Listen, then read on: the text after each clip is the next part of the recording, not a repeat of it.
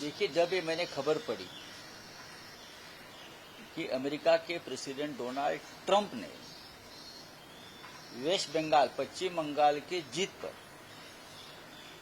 नरेंद्र मोदी जी को बधाई दी white house से, एक तो ये खबर झूठी है या व्हाइट हाउस ने गलत जानकारी के ऊपर बधाई दी है।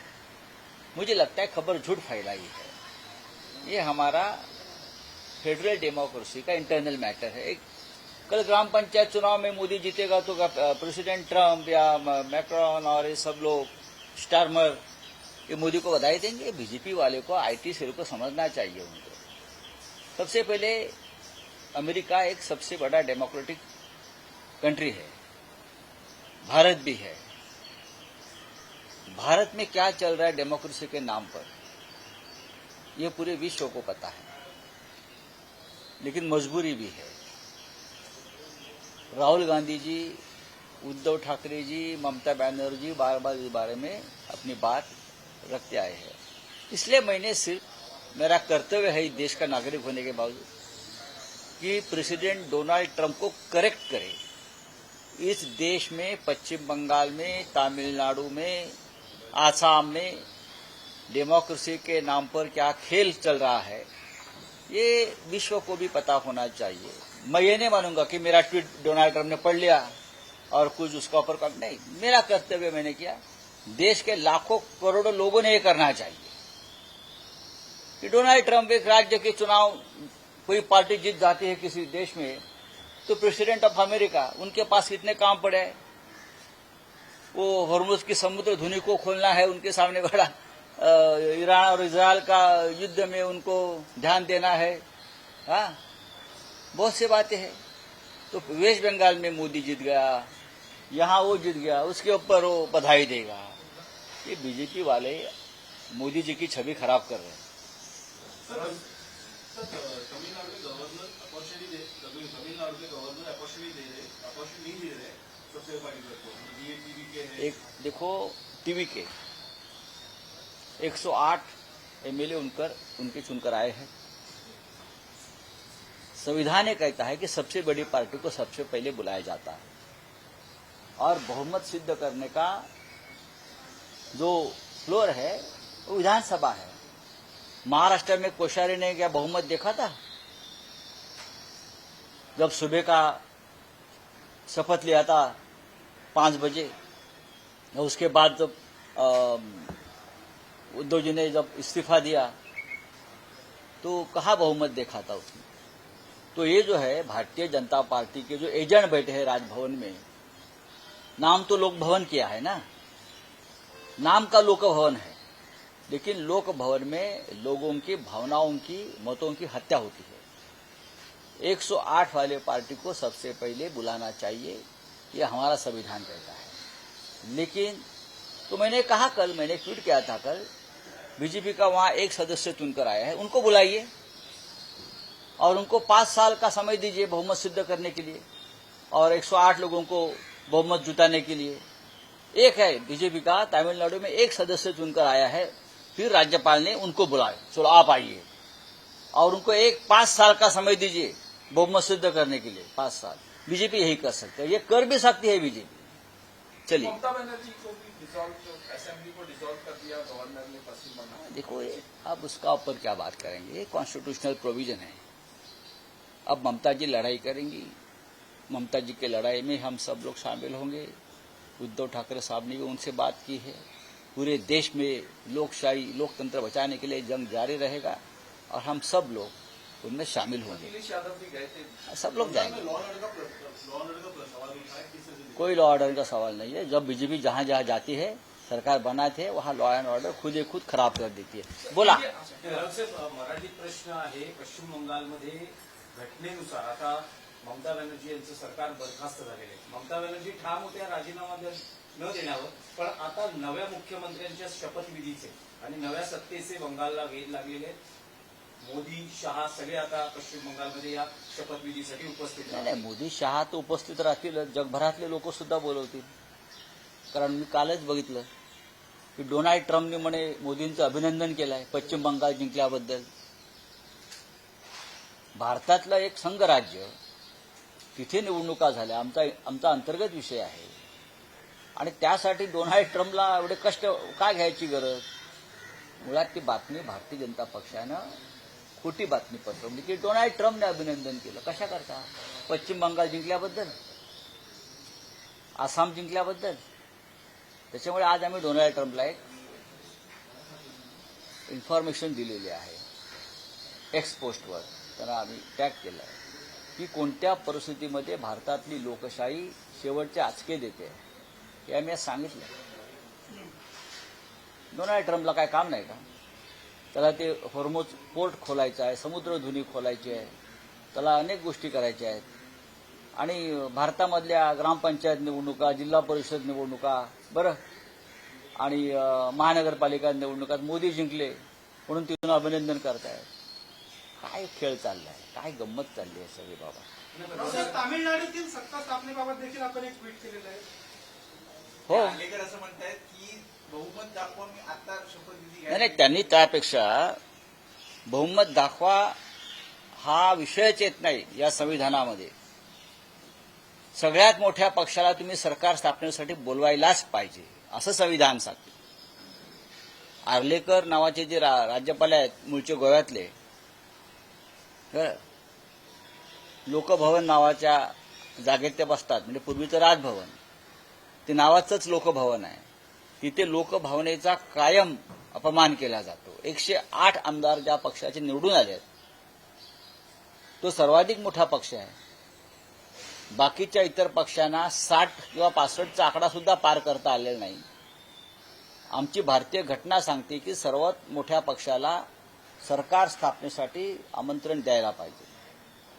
त्यांना साधं बहुमत आहे हे पण सांगतोय. साधं बहुमत आहे आणि बहुमत सिद्ध करण्याची जागा राजभवन नसून विधानसभा आहे. मग मिस्टर कोश्यारीला कशा करता तुम्ही हे केलं? कोश्यारींनी पहाटेचा शपथविधी कोणत्या आधारावर केला होता? अजित पवार आणि देवेंद्र फडणवीसांचा. कोश्यारींनी उद्धव ठाकरे यांनी राजीनामा दिल्यावर देवेंद्र फडणवीस यांना कोणत्या आधारावर सरकार स्थापनेसाठी बोलवलं? बहुमत बघितलं होतं का? बहुमत कुठे सिद्ध होतं? बहुमत विधानसभेत सिद्ध होतं. आर्लेकरांना, राज्यपालांना कोणीतरी संविधानाचे धडे दिले पाहिजेत जाऊन.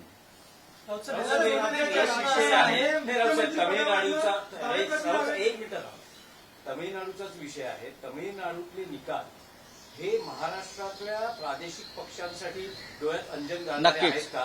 कारण टीव्हीके सारखा पक्ष 2 वर्षात 100चा आकडा पार करतो, पण महाराष्ट्रातले प्रादेशिक पक्ष, विशेष करून ठाकरे बंधू जो ब्रँड आहे, त्याला अजूनही एकदाही 100चा आकडा गाठता आलेला नाही. ना स्वबळावर सत्ता स्थापन करण्यासाठी प्रयत्न करता आले. तुम्हाला बाळासाहेब ठाकरेंचं एक वाक्य सांगतो. हिंदुहृदय सम्राट यावर नेहमी बोलायचे, दक्षिणात्यांची जात्यंधता जोपर्यंत आपल्या अंगामध्ये भिनत नाही तोपर्यंत महाराष्ट्रामध्ये काहीही क्रांतिकारक घडणार नाही. काय म्हटले ते? कडवटपणा. जात्यंधता, कडवटपणा नाही बोलली, जात्यंधता. दक्षिणात्यांची जात्यंधता आणि मुसलमानांची धर्मांधता हे त्यांचं खरं वाक्य आहे. जोपर्यंत मराठी माणसाच्या अंगात भिनत नाही तोपर्यंत महाराष्ट्रामध्ये असे निकाल लागणार नाही. महाराष्ट्र हा पुरोगामी आहे असं आपण म्हणतो. महाराष्ट्र हा प्रत्येक पाऊल जपून टाकतो. आता टीव्हीके नावाचे काही पक्ष आला, काय त्याला आगापिछा आहे का? आगापिछा आहे का? एक कलाकार आहे, पक्ष उभा केला, लोकांनी मतदान केलं, त्याला काय विचार आहे? त्याला काय आकार आहे का? उकार आहे? नाही. M.K. स्टॅलिन हे उत्तम काम करत होते, उत्तम मुख्यमंत्री होते, तरी लोकांनी त्यांचा पराभव केला आणि टीव्हीकेला दिलं. ही वाऱ्यावरची वरात असते, पण टीव्हीके सुद्धा एक रिजनल पार्टी आहे, ती काय राष्ट्रीय पार्टी नाहीये. पण भाऊसाहेब, त्यामध्ये प्रतिवाद असा करता येईल की फक्त टीव्हीके नाही, आम आदमी पार्टीने दिल्लीत केलं, पंजाबमध्ये केलं. पंजाबमध्ये स्वबळावर सत्ता आणली, दिल्लीमध्ये सुद्धा 2 वेळा त्यांचं सरकार आलं. ते तर जात्यंध नाही, त्यांनी तर विकासाचं मॉडेल आणलं. आपण इतिहास समजून घेतला पाहिजे. मिस्टर दिनेश दुखंडे, जेव्हा जेव्हा आम्ही स्वबळावर हिंदुत्वाच्या मुद्द्यावर लढण्याचा प्रयत्न केला 1992च्या बाबरी पतनानंतर शिवसेनेची लाट संपूर्ण देशामध्ये होती.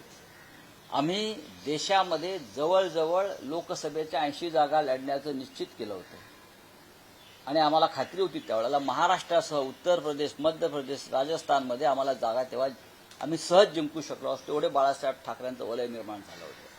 पण अटल बिहारी वाजपेयी यांचा फोन आला बाळासाहेबांना.